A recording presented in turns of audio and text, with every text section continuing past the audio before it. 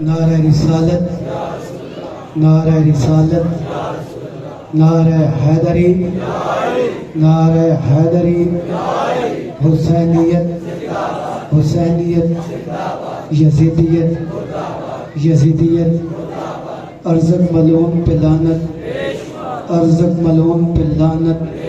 بلند آواز سے خانوادہ تطہیر پر درود پڑھیے۔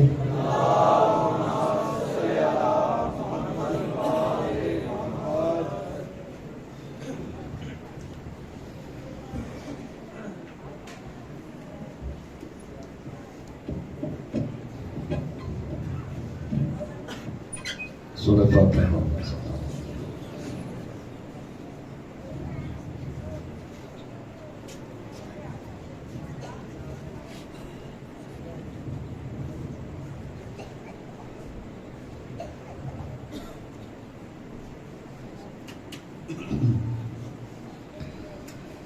اعوذ باللہ السمیع العلیم من الشیطان الرجیم، بسم اللہ الرحمن الرحیم۔ الحمد للہ الذی ہدانا لہذا وما كنا لنهتدی لولا هدانا اللہ، لقد جاءت رسل ربنا بالحق، والصلاة والسلام على النبی الأمی المقی البدنی، والصاحب الحامی وقاقب الدر، المغارب السقینہ المدفون بأرض مدینہ، ابو القاسم محمد۔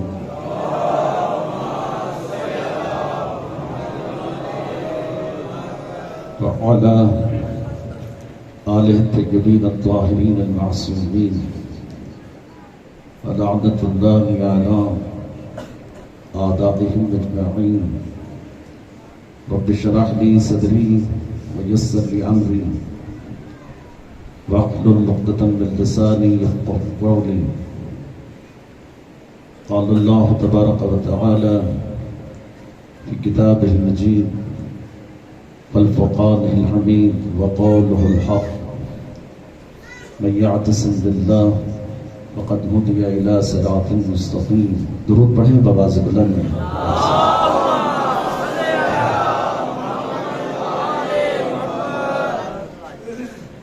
ارشاد معصوم ہے ہم پر بلند آواز سے اس لیے درود پڑھو تاکہ تمہارے دلوں سے نجاست جاتی رہے، طہارت آتی رہے۔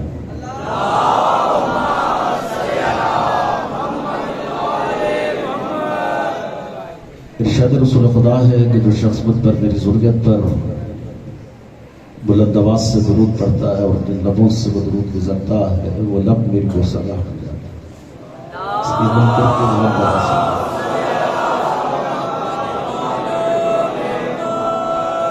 دعا ہے کہ پروردگار آپ تمام برادران ایمانی کی حاجتوں کو قبول فرمائیں، اور جو تمنائیں ہیں، جو مرادیں بارگاہ رب الحسین میں منظور اور مقبول۔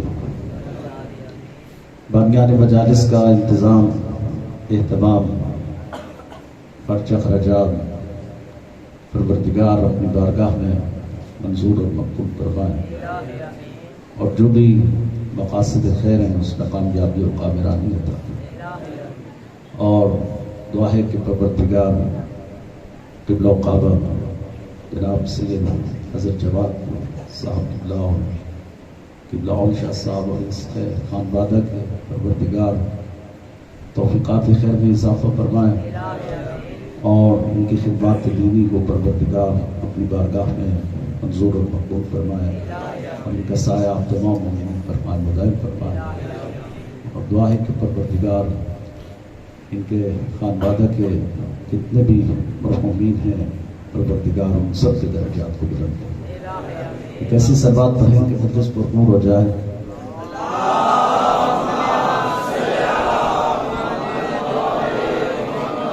خصوص ہمارے اس مومن نے، ہمارے بزرگ نے اور دیگر کچھ مومنین نے ہماری ذمہ دعائیں لگائی ہیں، سب کے نام نہیں لیے جا سکتے ہیں، لیکن جس کی جو حاجت تمنا مراد ہے آج کی شب کے صدقہ میں پروردگار ان کی حاجات کو قبول فرمائے۔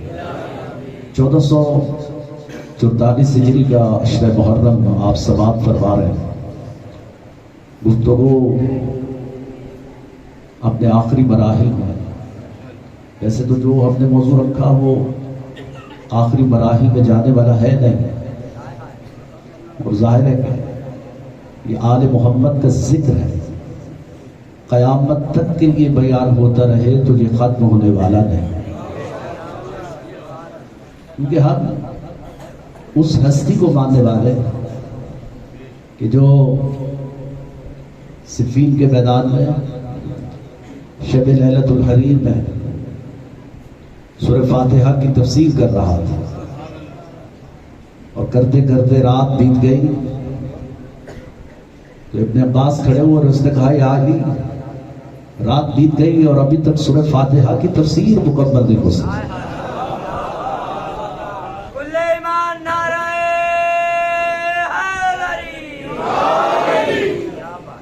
مولا نے کہا ابن عباس، اگر یہ صبح قیامت تک متصل ہو جاتی تو علی سورہ فاتحہ ہی کی تفسیر کرتا رہتا۔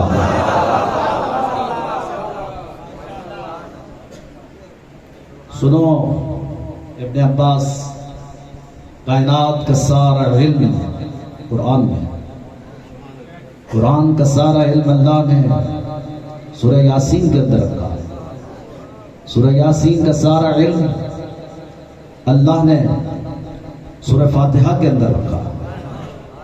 اب سمجھ میں آیا سورہ فاتحہ؟ پہلے بھی عرض کیا تھا یہ وہ سورہ فاتحہ ہے جو سب سے پہلے جناب ابو طالب نے پڑھی تھی۔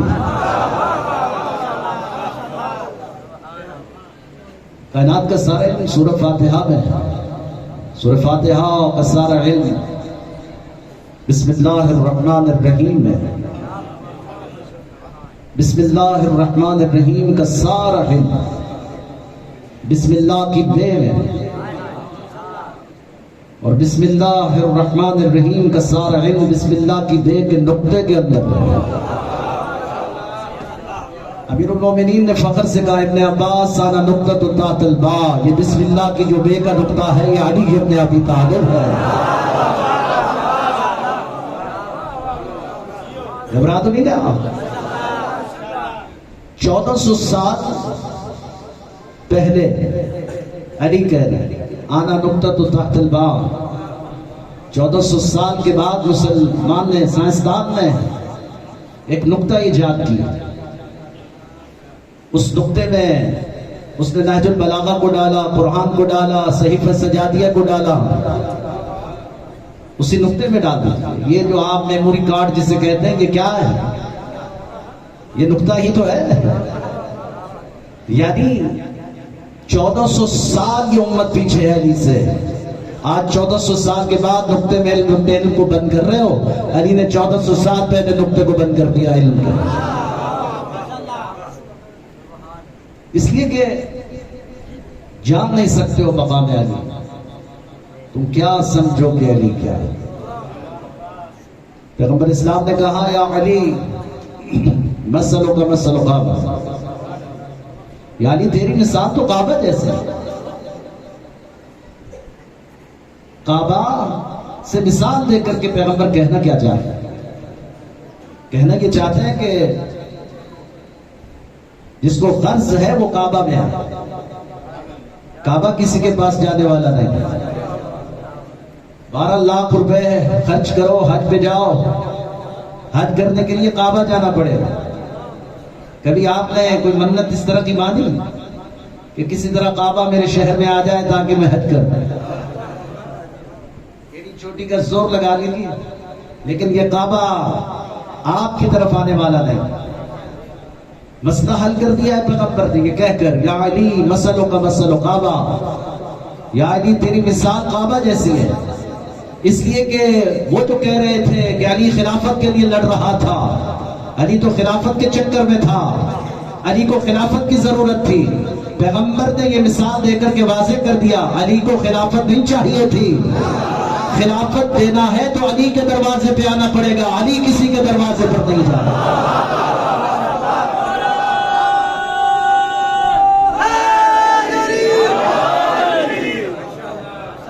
بھول جاؤ کہ خلافت کے لیے علی لڑ رہے ہیں تو یہاں پر اظہر حسن زیدی صاحب کا ایک جملہ یاد آ گیا. وہ کہتے تھے کہ بھائی کس کو خلافت کے لیے لڑوا رہے؟ جس کو دنیا خدا بنا رہی تھی اور وہ خدا بننے سے انکار کر رہا تھا، وہ کیا لڑے گا خلافت کے لیے جو خدا بننے سے انکار کر دے؟ چمن چمن کلی کلی علی علی علی علی، نگر نگر گلی گلی علی علی علی علی، کل ایمان نعرہ حیدری.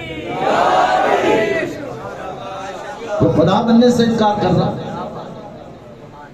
وہ جو لوگ اس کو خدا کہتے ہیں اور وہ قتل کر دیتا، میں خدا نہیں ہوں، وہ ہے جس کو میں سجدہ کرتا ہوں، وہ جس کو میں سجدہ کرتا ہوں. لہذا یہ یاد رکھیے گا، علی کا سب سے بڑا دشمن خدا کا دشمن. ہمارے ہاں یہ جو غلط قسم کے عقائد داخل ہو گئے، نظریات، ان کو کنٹرول کرنے کی ضرورت ہے. اور آپ کی خدمت میں عرض کرنا ہے، نصیری یہ اپنے آپ کو یہ غالی اور ان کے چکروں سے نکلیے. کوئی نصیری اور غالی نہیں ہوتا، کوئی مقصر نہیں ہوتا. مقصر صرف وہی ہے جو ظلم سہتا ہے اور ظلم کرتا ہے. اس لیے اس چکر میں نہیں پڑتا. اور جو احمق علی کو اللہ کہتے ہیں، بے وقوف ہے نا، ہمارا ان سے، اس مسلک سے، اس مکتب سے کوئی تعلق نہیں. علی کو اللہ کہہ رہا ہے. عجیب ہے، مجھے سمجھ نہیں آتی، جس کو اللہ کہہ رہے ہیں 21 رمضان کو اس کا جنازہ نکال رہے ہیں. یہ حسن مجتبی علی کے بیٹے ہیں، حسین ابن علی ان کے بیٹے ہیں. اگر علی کو اللہ مانو گے تو آزاداری کا ہے، یہ رونا اور پیٹنا کا ہے. لہذا یہ کنسپٹ نہیں ہے ہمارا، اور بالکل نہیں ہونا چاہیے. اس سے بڑا ہے علی کی اس سے زیادہ شان اور کیا ہو سکتی ہے کہ اللہ نے اپنے کمالات کا مظہر علی کو قرار دیا، اپنے کمالات کا مظہر بنا، واسطہ فیض خدا بنایا، اختیارات دے کر کے بھیجا. ولایت تقویم پر اگر ہمارا ایمان نہ ہو تو ہمیں حق ہی نہیں ہے کہ اپنے آپ کو شیعہ کہتے. شیعہ ہونے کے لیے ضروری ہے کہ اس کا ولایت تقویم پر ایمان ہو. ایسا نہیں ہو سکتا. اگر ہم علی کو اللہ نہیں کہہ رہے ہیں تو بھائی یہ بھی کہہ رہے ہیں کہ اس کائنات کا سارا نظام وہ اللہ کے حکم سے ہی چلا سکتا ہے. اور بعض اس میں بھی اختلاف ہے خود ولایت تقویم میں کہ اللہ کے حکم کے بغیر بھی کچھ کر سکتے ہیں تو کر سکتے ہیں، کیونکہ یہ منشاء الہی ہے. دونوں طرف بات ہے. یہ جب چاہتے ہیں تو خدا چاہتا ہے، جب خدا چاہتا ہے تو یہ چاہتے ہیں. یہ لازم اور ملزوم چیز ہے. تو آیت اللہ جوادی عاملی کا جملہ یاد آ گیا. کل میں نے ہم بھائی آپ کو بھی بتایا تھا، یہ آیت اللہ جوادی عاملی اس وقت قوم کی بڑی شخصیت ہے. 40,000 کے لگ بھگ لوگ ان کے درس میں شریک ہوتے ہیں، اور ولایت تقویم پر بہت کچھ لکھا ہوتا.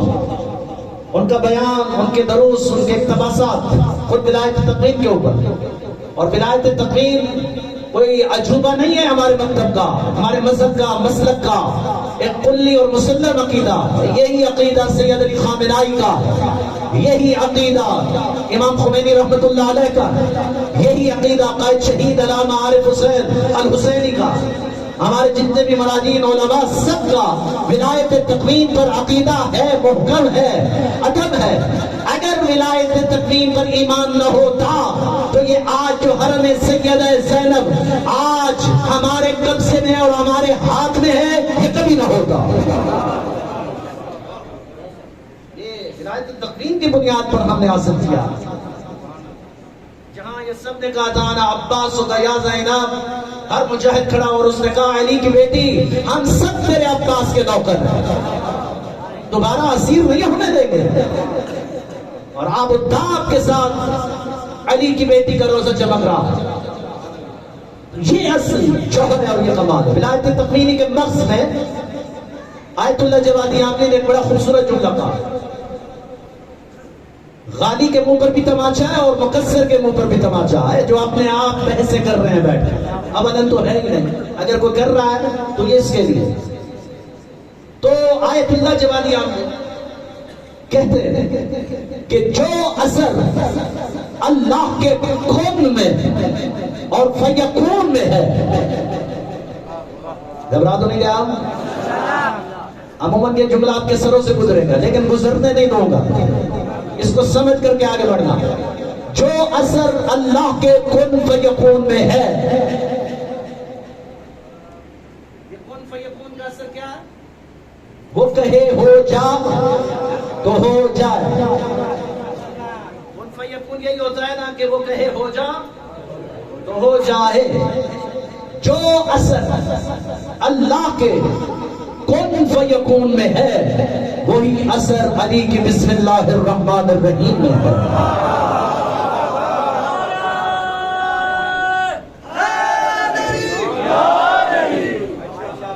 آیت اللہ جوادی عاملی کہہ رہے ہیں.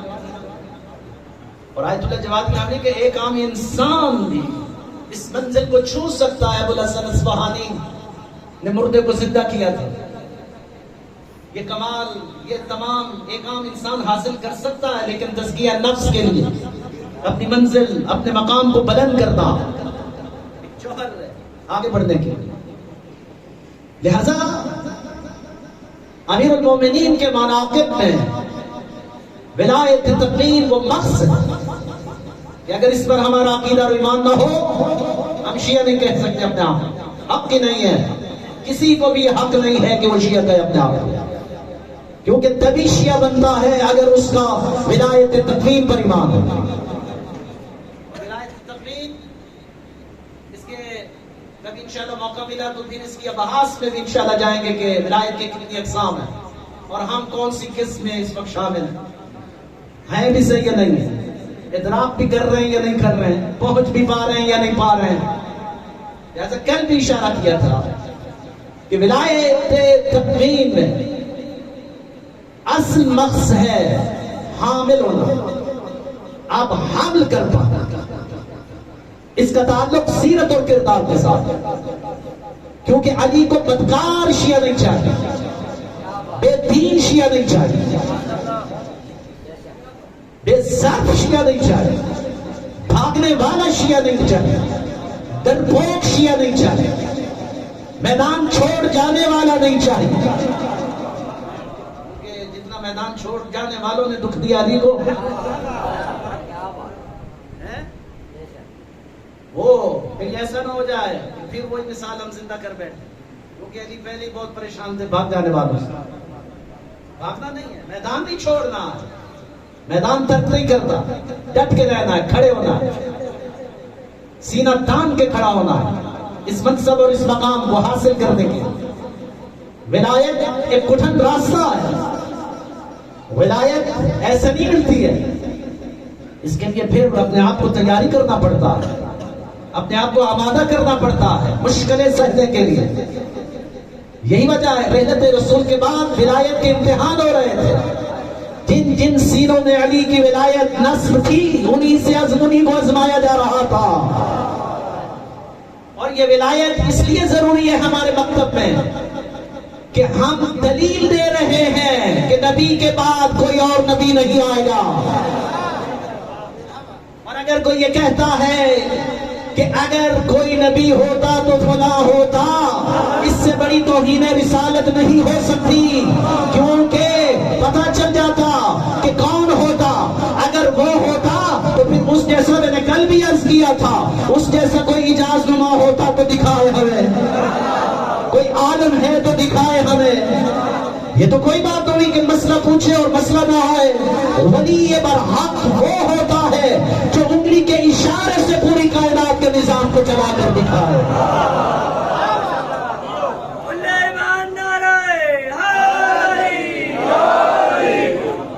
اس کے اندر یہ تمام اور کمال ہو کہ وہ مرد کو عورت بنا سکتا ہو, عورت کو مرد بنا سکتا ہو, مردے کو زندہ کر سکتا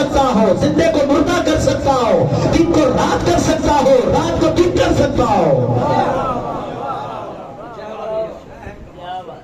ایسے تھوڑی ہو جاتا ہے کہ منہ اٹھا کے آؤ اور کہے جی یہ نبی ہوتا. نبی تھوڑی ہوتا, پتہ نہیں کیا ہوتا. ایسے نہیں, ایک تمام ہے, ایک کمال ہے ولایت تقریر کے مغز میں. اگر ہم یہ ولایت پہلی علی کا تعارف تو کروا رہے ہیں, یعنی اشارہ کیا تھا, اس واقعے کو بھی سنا دیتا ہوں. پیغمبر اسلام کی گود میں علی کا سر, وقت نماز ہو گیا. کیا کریں, میں مولوی ہوں, اگر ہوتا تو میں تو اٹھا دیتا. مولوی ہوں نا, تبخیر ہو جاتی ہے میں وقت نماز اگر کوئی نماز نہ پڑھے, اس لیے میں تو اٹھا دیتا. یا رسول اللہ اٹھیے, نماز کا وقت ہو گیا, آپ سو رہے ہیں. میں بھی ہاتھ جوڑ کے مولا علی سے کہوں گا یا علی وقت نماز ہو گیا, اٹھائیے. پیغمبر اسلام ڈانٹ کر مجھے علی کہیں, بے وقوف, خاموش, یہ نماز ہی ہے جو میری گود میں سو رہی ہے.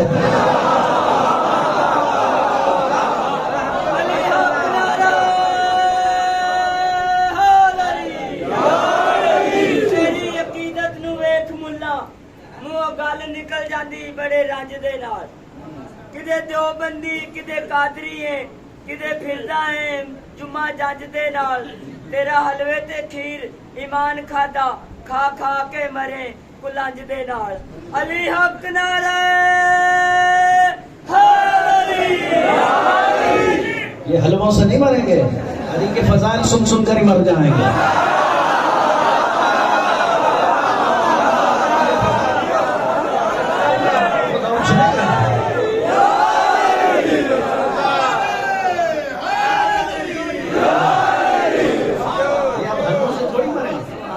حلوے تو ان کو اور طاقتور بنا رہے ہیں.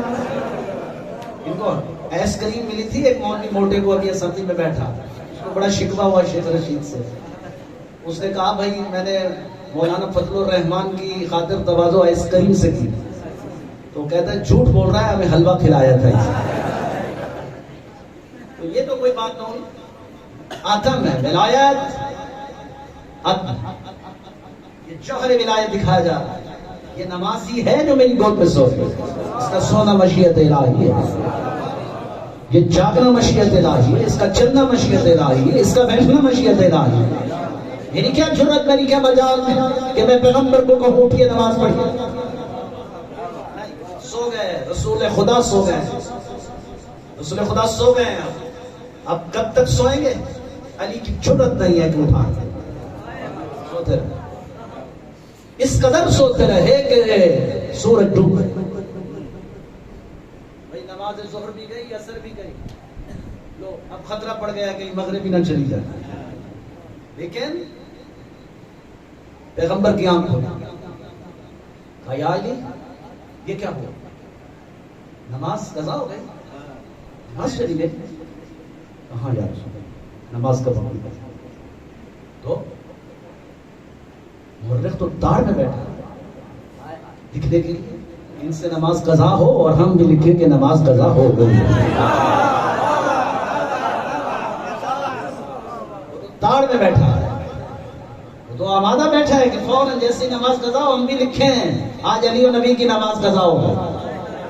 تو کیا کریں, گھبرانے کی ضرورت نہیں ہے. چاہتے تو نبی خدا بھی یہ انجام دے سکتے ہیں.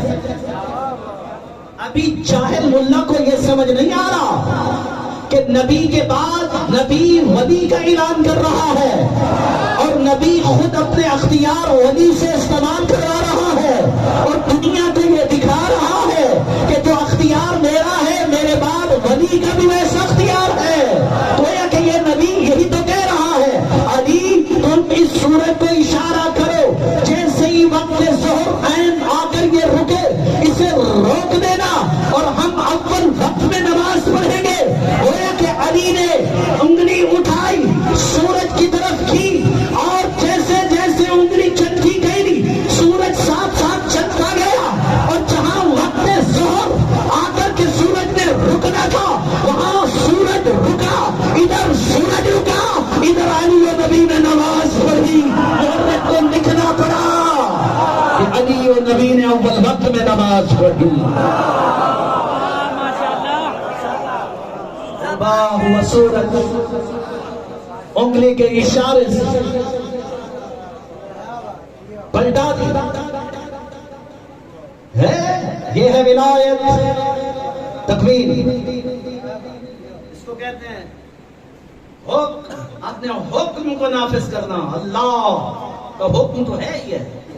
اللہ کے حکم پہ غیر کیا کر سکتے ہیں, لیکن کر بھی سکتے ہیں. یہ ایسا نہیں ہے کہ میں دو طرفہ گستاخی کروں, یہ نہیں ہو سکتا. لہذا بہت ہے کہ ہم ولایت تکوین کے مقصد کو سمجھیں گے. اصل کے مقصد کیا؟ تشیع ایک ذمہ دار مذہب, تشیع ایک باوقار مذہب. ہم اپنے تمام درداؤں کی دلیل ایسے تھوڑی ہیں جو آپ ہمارے من میں آئے کہ ہم کر دیں گے, نہیں. لہذا یہ ہے سورج کو پلٹا, یہ تو خود اپنے لیے ہے, یہ نوکروں کے لیے بھی ایسا کر دیتے ہیں. نوکروں کے لیے بھی ایسا ہی کرتے ہیں. بلال رحلت رسول کے بعد صرف روتا ہے, گریا کرتا ہے, یا رسول اللہ آپ کے جانے کے بعد مجھے چین نہ لے سکوں, مسجد سے دھکے دے کے نکال دیا گیا, اذان صحیح نہیں دیتا ہے, اشہد و اسعد پڑھتا ہے, یہ غلط اذان دیتا ہے, آج کے بعد خبردار مسجد میں اذان مت دینا. ہم نے پریشان ہو کے آ گیا, یا علی اذان نہیں دینے دیتے. کیا کہا؟ اذان نہیں دینے دیتے. کہتے ہیں آج صبح کی اذان نہیں. علی نے کہا صبح ہوگی تو اذان دے گا.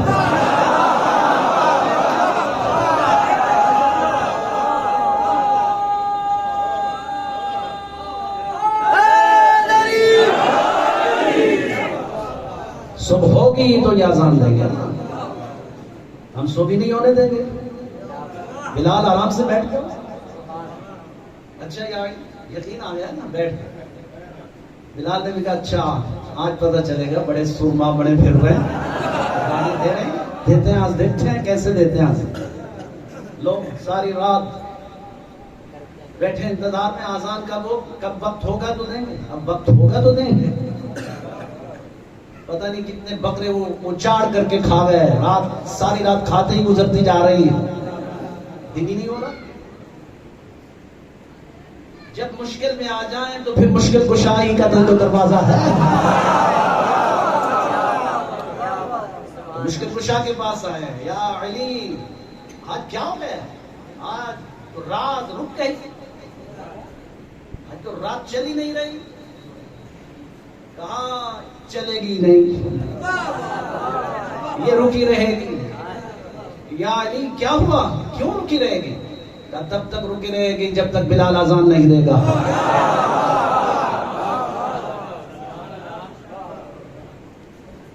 اپنے چاہنے والوں کا خیال رکھیں. اپنے چاہنے والوں کو ایسے چھوڑ دیتے ہیں, تھوڑی چھوڑ دیتے ہیں. جو ان سے عشق کرے, جو ان سے محبت کرے, جو ان سے مودت کرے, اس کو تنہا نہیں ہونے دیتے. ایک مسدس یاد آ گئی ہے, تو اگر آپ اجازت دیں تو سنا دیتا ہوں. اور ہمارے سامنے دو عظیم بزرگوار تشریف فرمائے ہیں, اور انتہائی شاعری خاندان سے ایک عظیم تعلق, تو جسارت ہوگی. اور بھائی اور حضرت بھائی آپ کے سامنے, اور آپ خان بہادر کے سامنے جسارت ہے, لیکن چلیے آپ لطف لیجیے, اور آپ نے سنی بھی ہوگی. یعنی ولایت کے عنوان سے چلیے آگے بڑھتے ہیں. تو میں یاد آ گئی تو سنا دیتا ہوں. اے میسم کو زورے بیان دینے والے, اے میسم کو زورے بیان دینے والے, کیا کہنے یا علی, مولا ہو تو ایسا, مولا ہو تو ایسا, اپنے چاہنے والے کی دکان پر کھجورے بیچنے کے لیے چلا جا. یہاں کسی کونسلر کو تو کسی دکان پہ بٹھا کے دکھاؤ. اور یہ کوفے کا بادشاہ اپنے چاہنے والے کی دکان پر کھجورے بیچنے جب چلا جاتا. کوئی باشندہ شام کا آیا ہوا تھا, کوفہ میں گھسا. یہ تو کباڑیے قسم کے ہوتے ہیں, اور شام کے باشندے آپ کو پتہ ہے بڑے خطرناک ہوتے ہیں. بیچارہ کوفے کا کوئی باشندہ شام میں چلا گیا اونٹ لے کر, تو ایسے ہی خواہ مخواہ اس پہ دھاوا بول دیا کہ بھائی یہ تو اونٹنی میری ہے. وہ وہ بڑا پریشان. اس نے کہا بھائی یہ اونٹ ہے, اونٹنی نہیں ہے. کہتا نہیں یہ اونٹنی ہے. اب بڑا جھگڑا ہو گیا بازار میں, بڑی گڑبڑ مچ گئی. بھائی یہ کہتا ہے, وہ کہتا ہے بھائی یہ اونٹ ہے, وہ کہتا ہے نہیں اونٹنی ہے میری ہے. چلیے فیصلہ حاکم الشام کے پاس سے کرواتا ہے. حاکم الشام سے اس نے کہا بھائی یہ اونٹ میرا ہے, میں تو کوفے کا باشندہ ہوں, ادھر تجارت کے لیے آیا ہوں. اس نے خواہ مخواہ دھاوا بول دیا. اب دیکھو نا یہ اونٹ ہے. نہیں, یہاں پر ایک روایت اس میں ذرا اس نے اس بات کو چھپا دیا حاکم الشام سے کہ میں اس کو بھی ذرا دیکھوں یہ کتنے پائے میں. تو بھائی یہ کہہ رہا ہے اونٹ نہیں ہے, تو یہ کہتا ہے میری, آپ فیصلہ فرما دیں. اس نے کہا فیصلہ کیا کرتا ہے, میرے پاس 50 گواہ ہیں, میں بھی لاتا ہوں. 50 گواہ لے کے آیا, سب نے کہا یہ اونٹ ہی سیکھا, یہ اونٹ نہیں سیکھی ہے. جب فیصلہ کر چکا ہوں فرعون شام کہ بھائی 50 لوگ آ گئے, گواہی دے دیے, اب یہ تیری نہیں ہے. اس نے کہا بھائی حاکم شام ذرا دیکھ تو صحیح, یہ اونٹ ہے یا اونٹنی ہے. اس نے کہا علی کو پیغام دے دے, میرے پاس جو لوگ رہتے ہیں اس کو اونٹ اور اونٹنی کے فرق کا پتہ نہیں ہے. تم کس سے لڑائی کرنے آ رہے ہو, یہ وہ قوم ہے. تو یہ اسی طرح کا وہ, اس نے کہا یہ سادہ سا کوئی بندہ بیٹھا ہے, اس نے کیا کرنا ہے. کہا یہ کھجوریں خریدنا چاہتا ہوں, یہ پیسے. مولا نے کہا رکھ دو, کھجوریں اٹھا دیں, لے جاؤ. کھجوریں گھر لے کر کے گیا تو وہ کھٹار پٹار, کھٹی پٹی, خراب. فوراً واپس آیا, یا علی یہ تو کھجوریں خراب ہیں. کہا تو سکہ بھی تو خراب تھا, سکہ بھی تو خراب رکھ کے گئے ہو نا, جیسا سکہ ویسی کھجور ہے. یہ تھوڑی ایسا ہے کھجور فروش مسم. یہ مسم ہے جو عشق علی رکھتا ہے, مودت علی رکھتا ہے. کوئی چھو سکتا ہے اس کو. اے مسم کو زور بیان دینے والے, مجھے در زبان دے, زبان دینے والے. علی کی ولایت سے انکار کیسا, زبان دے چکے ہیں زبان دینے والے. زبان دے چکے ہیں زبان دینے والے. کہاں یہ زمانہ, کہاں آل احمد, کہاں یہ زمانہ, کہاں آل احمد, کہاں لینے والے, کہاں دینے والے. چلیے اس میں ایک پہلے واقعہ سناتا ہوں, پھر آپ اس کا لطف لیں گے. آپ مامون الرشید کو تو جانتے ہوں گے نا آپ. اس نے اپنی بیٹی امام علی رضا علیہ السلام کو دی, اور دے کر کے ظاہر ہے ایک طرف دشمنیاں بھی کرتے اور پھر بیٹیاں بھی دیتے ہیں. بس ابن سعد نے کہا یہ کوئی سمجھ میں نہیں آ رہی بات, دشمنی بھی کرتے ہو امام سے اور بیٹی بھی دیتے ہو. اس نے کہا ادھر کان کرو, ایک بڑے راز کی بات ہے, میں تجھے بتا رہا ہوں. بتانا نہیں ہے کسی کو, میں آپ کو بھی بتا رہا ہوں, آپ نے بتانا نہیں ہے کسی کو. کیا ہے؟ اس نے کہا دیکھو امام علی رضا کون ہے. کہتا ہے فرزند رسول. کہا ان سے جو بچے پیدا ہوں گے وہ کون ہوں گے؟ فرزند رسول. کہتا ہے یہ بڑے احساس کی بات ہوگی میرے لیے کہ میں فرزند رسول کا نانا بن جاؤں گا. اب پتہ چلا کیوں بیٹیاں دیتے رہے.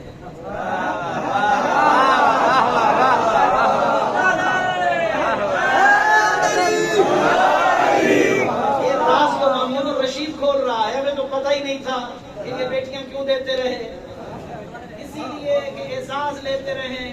اللہ نے کہا جتنی بیٹیاں دے سکتے ہو دیتے رہو, کسی ایک سے بھی اولاد نہیں دوں گا.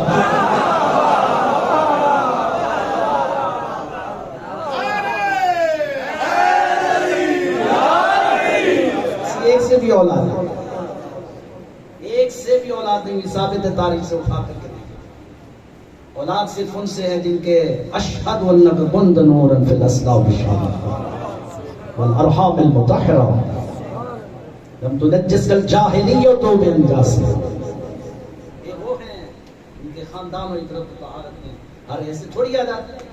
تو اب آئیے ذرا لطف لیجیے. کہاں یہ زمانہ, کہاں آل احمد, کہاں لینے والے, کہاں دینے والے. اٹھاتے نہیں کیوں نبی کا جنازہ, کہاں مر گئے بیٹیاں دینے والے.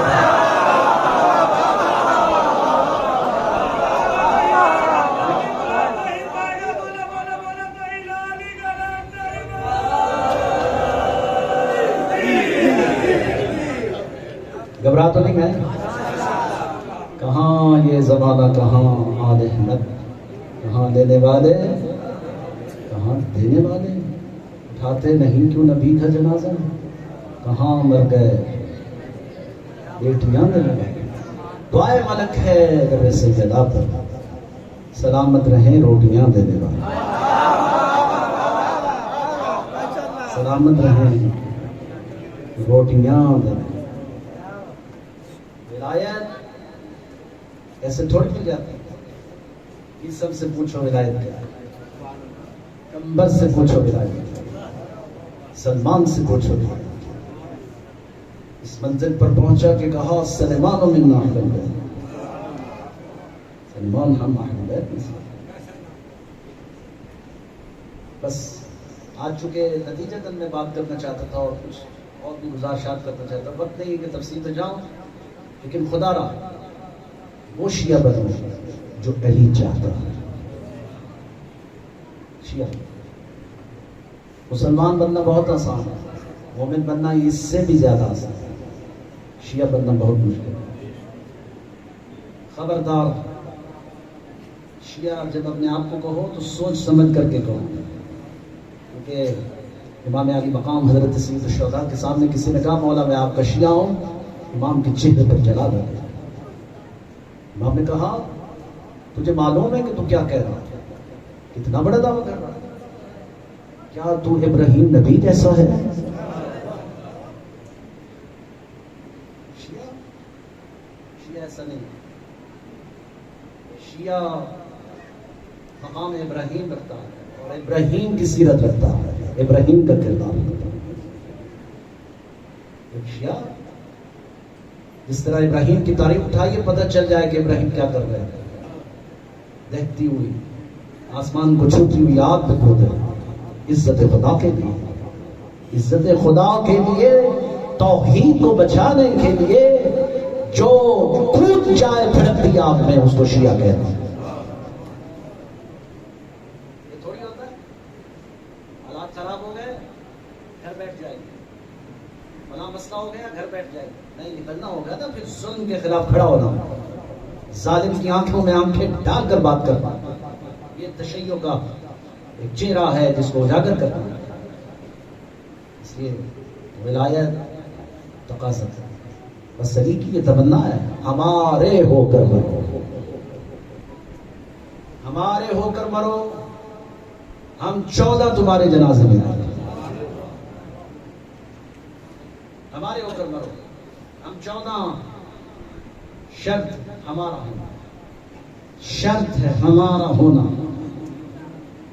بے دین کبھی علی کا نہیں ہو سکتا، بد کردار کبھی علی کا نہیں ہو سکتا، بے نماز کبھی علی کا نہیں ہو سکتا، شریعت کی دھجیاں اڑانے والا کبھی علی کا نہیں ہو سکتا، دین کا مذاق اڑانے والا کبھی علی کا، نماز کو اہمیت نہ دینے والا کبھی علی کا نہیں ہو سکتا، قرآن کی تلاوت نہ کرنے والا کبھی علی کا نہیں ہو سکتا۔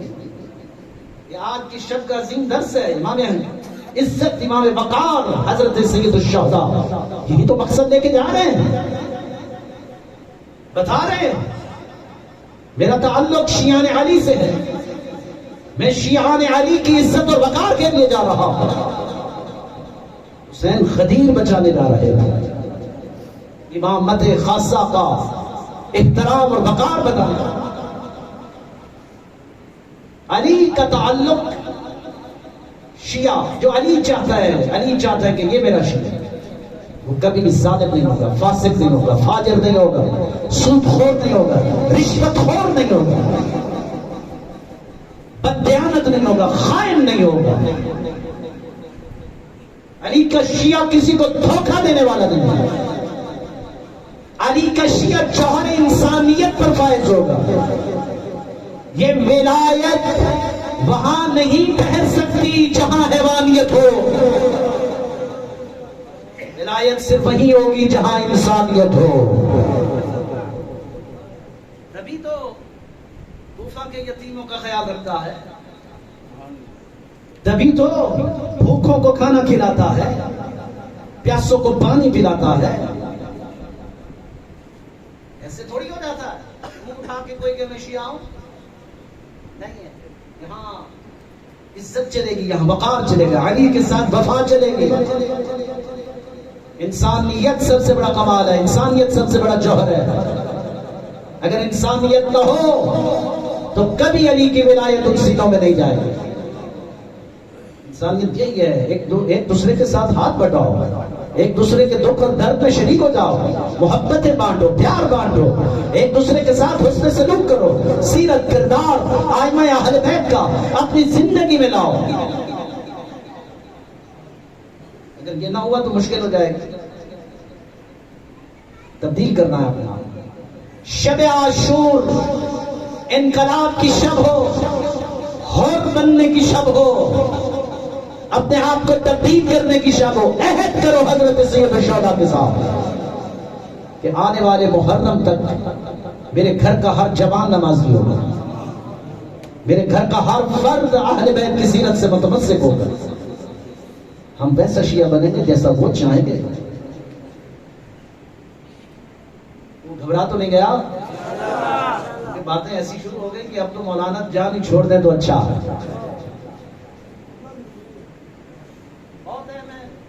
اگر اب بات نہیں کرو گے ہم تباہی اور بربادی کے جس دہانے پر کھڑے ہو گئے، کوئی بچانے والا نہیں ہوگا آپ کو.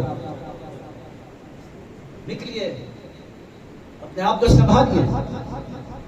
محرم خدا کی قسم یہ نعمت ہے، یہ وہ محرم ہے جو کسی کو نصیب نہیں ہوتا، آپ کو ہوتا.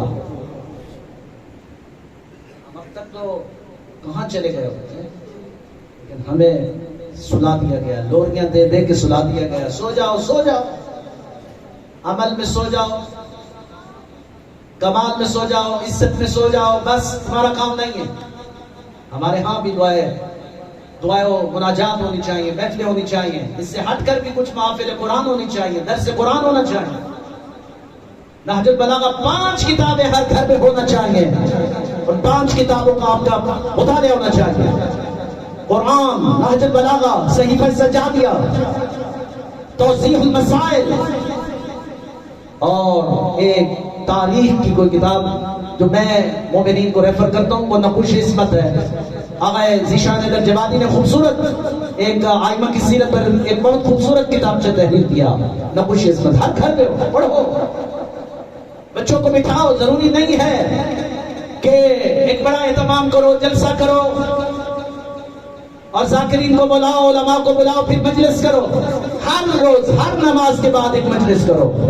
اپنے گھر کے چند افراد بیٹھ جاؤ، پڑھا لکھا آپ میں سے کوئی ہے، نقوش عصمت اٹھاؤ، کھولو، مولا علی کی سیرت سے شروع کرو، پڑھتے چلے جاؤ، بچوں کو سکھاؤ. یہ مولا علی کی سیرت ہے. میں نے پہلی مجلس میں جو عرض کیا تھا کہ جس جگہ پر مجلس سید الشہداء ہو، خدا اس کو عرش مولا بناتا ہے، حتیم خدا بناتا ہے، سدرۃ المنتہا بناتا ہے. یہ اپنے گھر میں ذکر اہل بیت کرو، خدا تمہارے گھروں کو سدرۃ المنتہا بنا دے گا.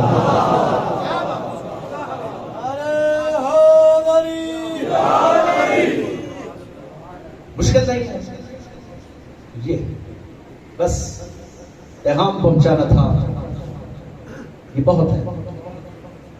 اس لیے مولا کہتے ہیں ہمارے ہو کر مرو، ہم 14 تمہارے جنازے میں. جو ہو کر مرا وہ مدائن میں تھا، علی مدینے میں تھے، 900 میل کا سفر تھا. مدائن میں سلمان مر رہا تھا، اس کا غلام کہہ رہا تھا سلمان وصیت کا خبردار، میرے جنازے کو ہاتھ مت لگنا. من یغسل غسل رسول اللہ، من یکفن کفن رسول اللہ، من یدفن دفن رسول اللہ. مجھے غسل وہ دے گا جس نے رسالت امام کو دیا تھا، مجھے کفن وہ پہنائے گا جس نے رسالت امام کو پہنایا تھا، مجھے دفن وہ کرے گا جس نے رسالت امام کو دفن کیا تھا.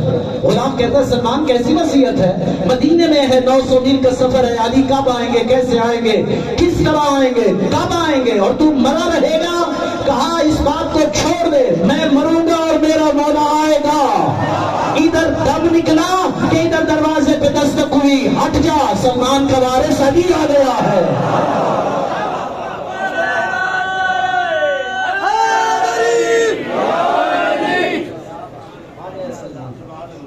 علی سلمان کے جنازے میں پنجوں کے بن چل رہے تھے. کسی نے کہا یا علی چلنے کا انداز بدل گیا، کہا اتنے ملائکہ آئے ہوئے ہیں کہ مجھے چلنے میں دشواری ہو رہی ہے.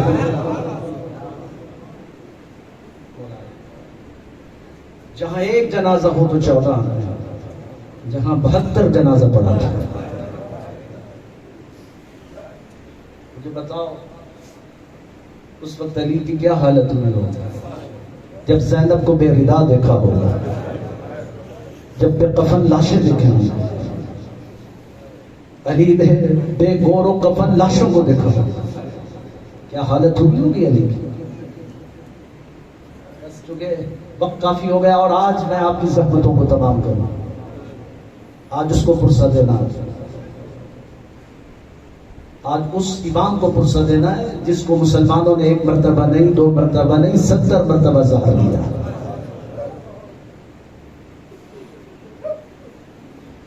آج اس شہزادے کا فرصت دینا ہے اپنے امام حسن مجتبیٰ. وہ امام، خدا کی قسم، یہ وہ امام حسن مجتبیٰ، ان کی مسائل حرم امام حسین میں کوئی واعظ پڑھ رہا تھا تو رات خواب میں امام حسن مجتبیٰ آئے اور کہنے لگے واعظ تم نے انصاف نہیں، ساری مصیبت تم نے پڑھی لیکن تم نے ایک مصیبت میری نہیں پڑھی. واعظ کہتے ہیں مولا آپ کے جتنے مسائل تھے میں نے سب پڑھے، آپ ارشاد فرما دیں آئندہ میں یہ جسارت نہیں کروں گا. آپ بتائیں کون سی ایسی مصیبت ہے جو میں نہیں پڑھ سکا. کہا واعظ جب بھی میری مصیبت بیان کرنا اس مصیبت کو نہ بھولنا.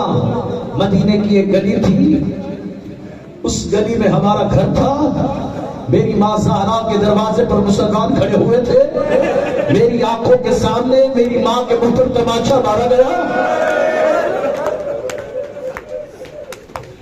ہم مسلمانوں کی آباؤں میں کچلے جا رہے تھے. اے واعظ جب بھی میری مصیبت کو بیان کرنا اس مصیبت کو نہ بھولنا. تاریخ لکھتی ہے کہ امام حسن مجتبیٰ ماں کے اوپر ہونے والے ظلم کے بعد کبھی اس گلی سے نہیں گزرتے تھے جس گلی میں اس ظالم کا گھر تھا، کیونکہ امام جب بھی وہاں سے گزرتے امام کی حالت تبدیل ہو جاتی. امام کبھی دائیں گرتے، امام کبھی بائیں گر جاتے، کیونکہ وہ منظر یاد آ جاتا امام حسن مجتبیٰ. آج اس امام کو فرصت دینا ہے زادارو، جس کو مسلمانوں نے 70 مرتبہ زہر. آخری زہر زہر ہلاہل تھا جس کا ایک قطرہ اگر دریا میں ڈال دیا جائے تو مچھلیاں تڑپ تڑپ کر مر جائیں. لیکن اب کی بار امام حسن مجتبیٰ کو جو زہر ملا وہ جگر کے ٹکڑے باہر آ رہے تھے. اور امام آئے گھر میں اور کہا فرما میرا قاسم کہا ہے اسے میرے سینے پر سنا دو. 2 سال کے قاسم کو حسن مجتبیٰ کے سینے پر سنایا گیا. تڑپ کر کہتا ہے اماں کتنی گرم چیز ہے جس پر تو نے سنایا. کہا میرے لال آنکھیں کھول کر دے، گرم چیز نہیں ہے، تیرے بابا کا سینہ ہے. بابا کا سینہ. اب جو قاسم نے دیکھا تو تڑپ کر رہ گیا. بابا آپ کے جگر کے ٹکڑے باہر آ رہے ہیں. بابا یہ ایسا کیوں؟ کہا قاسم میں چند لمحوں کا مہمان ہوں، جلدی کرو رات کے اس پہر میں تمہاری پھوپھیاں نماز شب کے لیے اٹھی ہوگی، جاؤ ان کو اطلاع دے کر کے آؤ تمہارے بابا کو سحر مل گیا، جلدی ان کو بلا کے لاؤ، میں ایک وصیت کرنا چاہتا ہوں. آزاداران مظلوم کربلا رات کے کسی پہر میں جناب قاسم کہتے ہیں میں اس رات کے پہر میں کس طرح خبر دوں گا آپ کی بہنوں کو. کہا گھبرانے کی ضرورت نہیں ہے، فرما اس کے سر میں خاک ڈال دو، اس کا گریبان چاک کر دو، اس کی آستینوں کو الٹ دے، دروازہ کھٹکھٹانے کی ضرورت نہیں ہے، دروازے پہ جا کے قاسم تو بیٹھ جا. آزاد آرو حالت ایسی بن گئی کہ قاسم جا کر کے دروازے پر بیٹھ گیا. رات کے کسی پہر میں جناب فضا کی نگاہ پڑی کہ کوئی چھوٹا سا بچہ ہے، یتیموں جیسی حالت بنائی ہوئی ہے، تڑپ کر باہر آئی. کیا دیکھا قاسم میرے لال تیری حالت کس طرح ہے؟ کہا اماں فضا جلدی پھوپھی اماں کو بلاؤ، میرے بابا نے بلایا ہے، میرے بابا کو سحر مل گیا ہے، جگر کے ٹکڑے باہر آ رہے ہیں. اب بیویوں نے چادر سنبھالی، جلدی دوڑتی ہوئی وہاں آئی جہاں حسن مجتبیٰ تھے. حسن مجتبیٰ کے قریب جب زینب آئی تو دھاڑے مار کر رویا حسن مجتبیٰ. کہا زینب میری گواہ بن جا، سروا تو فرما تو میری گواہ بن جا. ایک نامہ لکھتا ہوں، نامے میں کیا لکھا؟ انا للہ و انا الیہ راجعون۔ زینب یہ میں نامہ لکھ رہا ہوں، کربلا کے میدان میں جب میرا حسین دشمنوں میں گھر جائے اور اکبر کو قربان کرنے لگے تو میرے بھائی حسین سے کہہ دینا کہ اکبر سے پہلے میرے قاسم کو قربان کرنا۔ اب امام حسین آگے بڑھے، کہا میرے لال یہ کیسی وصیت ہے تو کر رہا ہے؟ اے میرے بھیا آپ کیسی وصیت کر رہے ہو؟ کہا نہیں بھیا آپ میرے ساتھ وعدہ کیجیے جب روز عاشور علی اکبر کے سینے میں برچھی لگے تو سب سے پہلے میرے قاسم کو قربان کر دینا۔ بس سزادار و نامہ لپیٹ دیا گیا، کہا قاسم اس کو گلے میں ڈال لے، ہاں ہاں یاد کروا دینا میرے بھائی حسین کو کہ ایک مرتبہ آ گیا روز عاشور، 61 ہجری کا روز عاشور، ہنگام عصر برپا ہو رہا تھا، آذان صبح علی اکبر کے بعد ایک سے ایک لاشا خیام حسینی میں جا رہا تھا، گنج شہیدہ میں ایک ایک لاشا حسین لا رہے تھے، بار بار قاسم آتا حسین اٹھا دیتے، قاسم جاؤ اپنی ماں کے پاس جاؤ جو 13 سال سے تجھے دلہا بنانے کے خواب دیکھ رہی ہے۔ ایک مرتبہ آیا ام فرما کے پاس، اماں میں بار بار اجازت دینے جاتا ہوں لیکن بابا چچا مجھے اجازت نہیں دیتے۔ ہاں ہاں اب کی بار ام فرما آئی، سیدہ زینب کو سفارشی بنا کر کہا زینب کو وقت آ گیا جو آپ کے بھائی نے وصیت کی تھی، میرے ساتھ سفارشی بن کے چلو۔ اب سیدہ زینب آگے بڑھی، کہا حسین تجھے ماں زہرا کے حق کی قسم آج حسن مجتبی بھی کربلا میں حصہ لینا چاہتا ہے، اس کی نشانی کو محروم نہ کر۔ ہاں ہاں قاسم کو اجازت دو۔ اب حسین سے رہا نہیں گیا، کبھی زمین پر بیٹھتے، کبھی اٹھتے، کبھی دائیں گرتے، کبھی بائیں گرتے، خاک کربلا اٹھائی سر میں ڈالی۔ قاسم تیرے جیسے لال کیا میدانوں میں بھیجے جاتے ہیں؟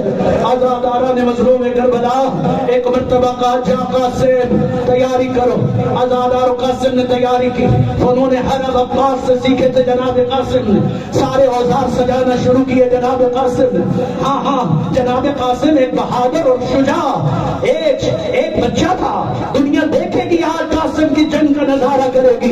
ہاں ہاں کہ ایک مرتبہ گھوڑے پر سوار ہوا، جیسے ہی چلا کہ حسین نے کہا قاسم رک جا، ایک مرتبہ اپنے چچا کو تو گلے ملنے لگا، 5 مرتبہ ایسا ہوا کہ قاسم گھوڑے کو دوڑاتا ہے، حسین روک لیتے، قاسم جیسے تیرے جیسے لال کے میدانوں میں بھیجے جاتے۔